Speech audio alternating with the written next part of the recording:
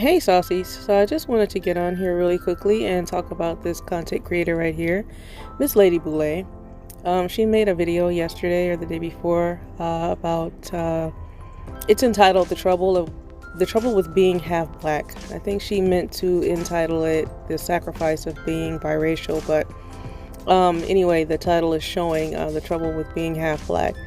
But anyway, she's talking about this guy here, Marcus Freeman, who is the head coach of Notre Dame. I myself, I don't follow college football, so I know nothing about Marcus Freeman.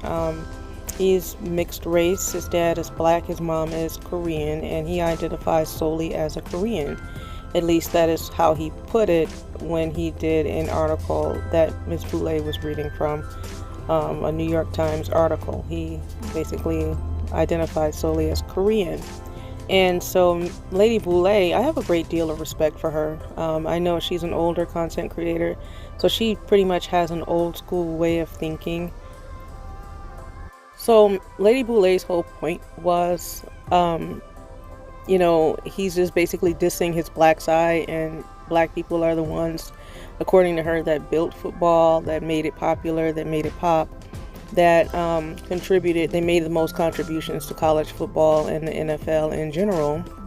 And I'm not saying that Lady Boulay is wrong, because back in the day there were a lot of biracial, children, young men and young women who looked up to the black athletes and the black singers and rappers and the black historical figures all throughout American history that, and they admired them for their resiliency and their advocacy and their activism and their strength and their ability to fearlessly and unapologetically speak truth to power, and they wanted to be just like them.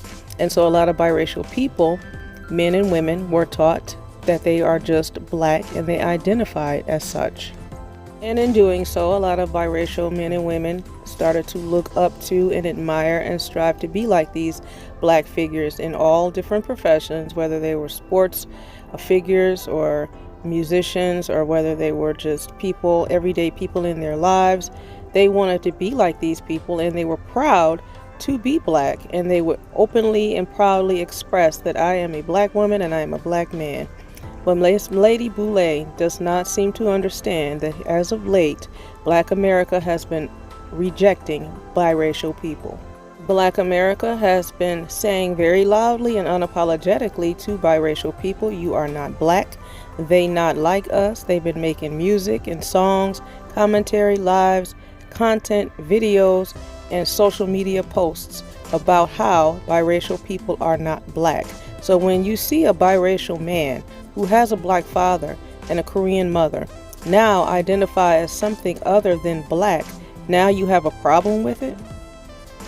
Because if he was saying that if he did ever proudly declare that he was a black man, and that he was proud to be a black man, every black person would come out of every direction on every social media platform and tell him in 2 or 3 different kind of ways how he is not black and how he is not like us, and that he's biracial and he needs to identify the proper way as a biracial man. And so now he's doing so.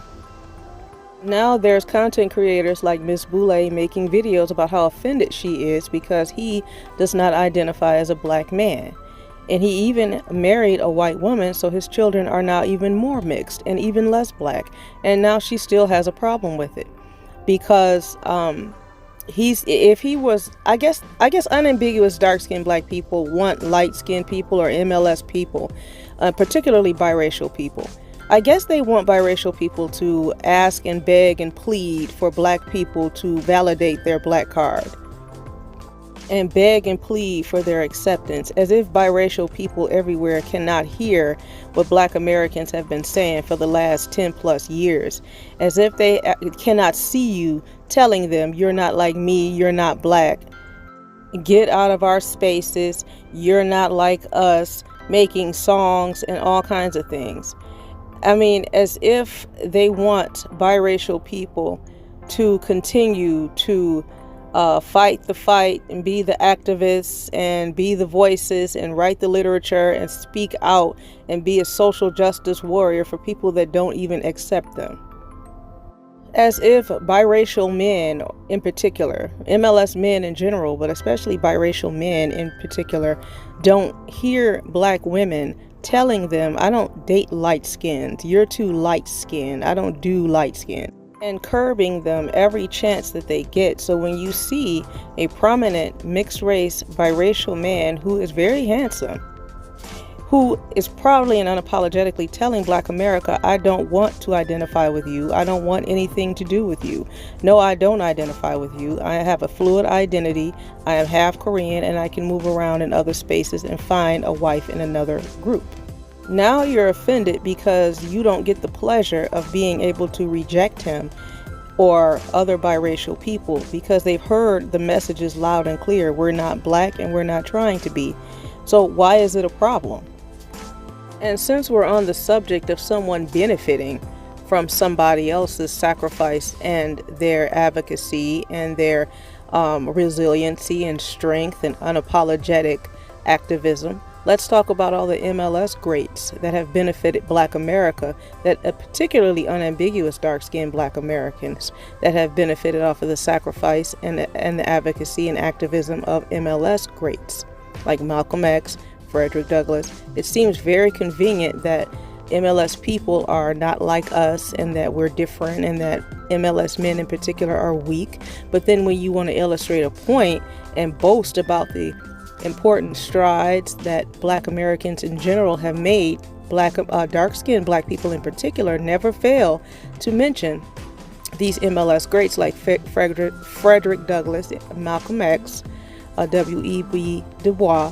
You constantly keep these MLS greats names in your mouths when you want to talk about the important strides and the important ways in which MLS people like Frederick Douglass and W.E.B. Du Bois, Malcolm X, how they have furthered the plight of Black America. Then all of a sudden, these people are all of a sudden black and just like you and all these other things. But any other time they're mixed up and they're not like us and they're weak and they're effeminate, pretty boys and all these kinds of things. So I find it very funny that you're offended now because this man is basically not kissing unambiguous dark-skinned Black people's asses. He's not begging for Black people's acceptance. He's not even identifying with you. And you can't blame anybody else but yourselves or this Black man who is his father either. Because his unambiguous dark-skinned father has unambiguous dark-skinned parents. And I'm quite sure he has unambiguous dark-skinned brothers and sisters and cousins. And like this mixed race man has a whole Black side, like a whole Black family. So you have to be asking yourself, why is this such a common thing amongst people who are biracial with so many Black parents? And you figure that they haven't taught them their history when really you don't know. You don't know what they taught their child. He probably knows all about Black history. You don't know what he's been taught. But because he doesn't just say that he's just Black strictly and is out here being a social justice warrior, you're mad? Because the way I see it, I see a mixed race man who knows he has a fluid identity and he knows he can move around in different spaces, at least the Korean space, the white space, and find what he needs as far as acceptance or whatever, marriage or whatever. And he doesn't need Black people for that. So he probably knows all about the Black struggle, but there's more to life than struggling. So because the way I see it, I see a man who probably figures, why spend my time and my, energy on fighting for social justice for a group of people who don't like me anyway? Because a lot of Black people who are particularly unambiguous, dark-skinned Blacks, say that MLS people like Amanda Seales and different people like her, we look foolish when we engage in social justice activism.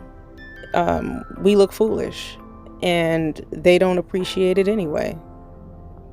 Unambiguous dark-skinned Black people speak the loudest. They get on social media platforms and just say anything. And they call MLS people like privileged, and we just sit around just and be light skinned and opportunities just fall in our lap.